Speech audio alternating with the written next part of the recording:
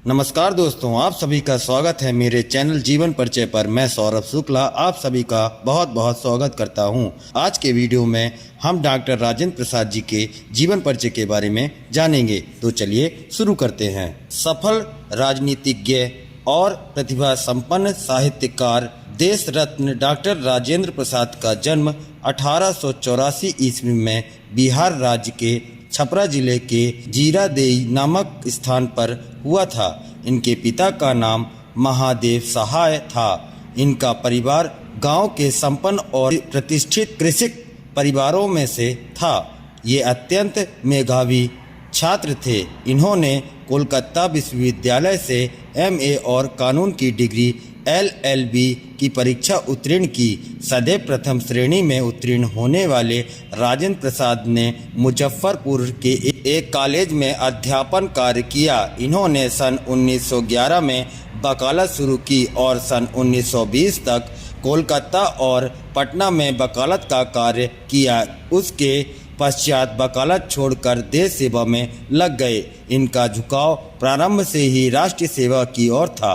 सन 1917 में गांधी जी के आदर्शों और सिद्धांतों से प्रभावित होकर इन्होंने चंपारण के आंदोलन में सक्रिय भाग लिया और वकालत छोड़कर पूर्ण रूप से राष्ट्रीय स्वतंत्रता संग्राम में कूद पड़े। अनेक बार जेल की यातनाएं भी भोगनी पड़ी। इन्होंने विदेश जाकर भारत के पक्ष को विश्व के सम्मुख रखा और डॉक्टर राजेंद्र प्रसाद 3 बार भारतीय राष्ट्रीय कांग्रेस के सभापति और सन 1962 तक भारत के राष्ट्रपति रहे। सादा जीवन उच्च विचार इनके जीवन का मूल मंत्र था। सन 1962 में इन्हें भारत रत्न से अलंकृत किया गया। जीवन पर्यंत हिंदी और हिंदुस्तान की सेवा करने वाले डॉक्टर राजेंद्र प्रसाद जी का देहावसान 28 फरवरी सन 1963 में हो गया। उनकी रचनाएं डॉक्टर राजेंद्र प्रसाद की प्रमुख रचनाएं भारतीय शिक्षा, गांधी जी की देन, शिक्षा और संस्कृत साहित्य, मेरी आत्मकथा, बापूजी के कदमों में, मेरी यूरोप यात्रा, संस्कृत का अध्ययन, चंपारण में महात्मा गांधी और खादी का अर्थशास्त्र आदि। भाषा शैली डॉक्टर राजेंद्र प्रसाद की भाषा सरल, सुबोध और व्यवहारिक है। इनके निबंधों में संस्कृत, उर्दू, अंग्रेजी, बिहारी शब्दों का प्रयोग हुआ है। इसके अतिरिक्त जगह जगह ग्रामीण कहावतों और शब्दों का भी प्रयोग हुआ है। इन्होंने भावनुरूप छोटे बड़े वाक्यों का प्रयोग किया है। इनकी भाषा में बनावटीपन नहीं है। डॉक्टर राजेंद्र प्रसाद की शैली भी उनकी भाषा की तरह ही आडंबर रहित है। इसमें उन्होंने आवश्यकता अनुसार ही छोटे बड़े वाक्यों का प्रयोग किया है। इनकी शैली के मुख्य रूप से 2 रूप प्राप्त होते हैं, साहित्यिक शैली और भाषण शैली। हिंदी साहित्य में स्थान डॉक्टर राजेंद्र प्रसाद सरल सहज भाषा और गहन विचारक के रूप में सदैव स्मरण किए जाएंगे। यही सादगी इनके साहित्य में दृष्टिगोचर होती है। हिंदी की आत्मकथा साहित्य में संबंधित सुप्रसिद्ध पुस्तक मेरी आत्मकथा का विशेष स्थान है। ये हिंदी के सेवक और उत्साही प्रचारक थे जिन्होंने हिंदी की जीवन पर्यंत सेवा की। इनकी सेवाओं का हिंदी जगत सदैव ऋणी रहेगा। डॉक्टर राजेंद्र प्रसाद की शिक्षा। डॉक्टर राजेंद्र प्रसाद की पढ़ाई फारसी और उर्दू से शुरू हुई थी और यह अंग्रेजी, हिंदी, उर्दू, फारसी और बंगाली भाषा और साहित्य पूरी तरह जानते थे। इन्होंने 5 वर्ष की उम्र में फारसी और उर्दू की शिक्षा मौलवी साहब से ली।